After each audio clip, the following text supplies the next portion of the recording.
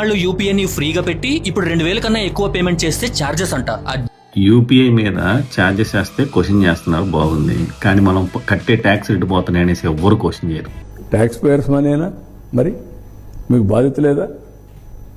ఆ బాధ్యత నిరూపించుకునే సమయం ఆసన్నమైంది. హైకోర్టు భవనం నిర్మిత విస్తీర్ణం పెరగడం వల్ల, అంటే ఇప్పుడు సర్వీసెస్ కన్సల్టెన్సీ సేవలు అన్నీ పెరిగినాయి అని చెప్పేసి హైకోర్టు సూచనల మేరకు దాన్ని రీడిజైన్ చేయడం జరుగుతుందని చెప్పేసి మనం చేస్తాం. భవనాల కోసం అదనపు స్పెషలిస్ట్ కన్సల్టెంట్ నియమించేందుకు ఇది బాగా ఇంట్రెస్టింగ్గా ఉంటుంది. ఇప్పుడు మీరు కొద్దిగా అటెన్షన్ పెట్టి వినండి. మరియు వారి కన్సల్టేషన్ ఫీజుని జిఎస్టీతో కలిపి 206.59 కోట్ల మొత్తానికి సవరించిన పరిపాలన అనుమతి ఇచ్చే ప్రతిపాదనకు రాష్ట్ర మంత్రిమండలి ఆమోదం తెలిపింది. కట్టే ట్యాక్స్ ఇటుపోతున్నాయి అనేసి ఎవ్వరు క్వశ్చన్ చేయరు. ఎందుకని? మన ఇండియాలో హైయెస్ట్ ట్యాక్స్ వచ్చేసి 30%. నేనున్న దేశంలో కూడా హైయెస్ట్ ట్యాక్స్ వచ్చేసి 33%. సో పెద్ద తేడా ఏం లేదు.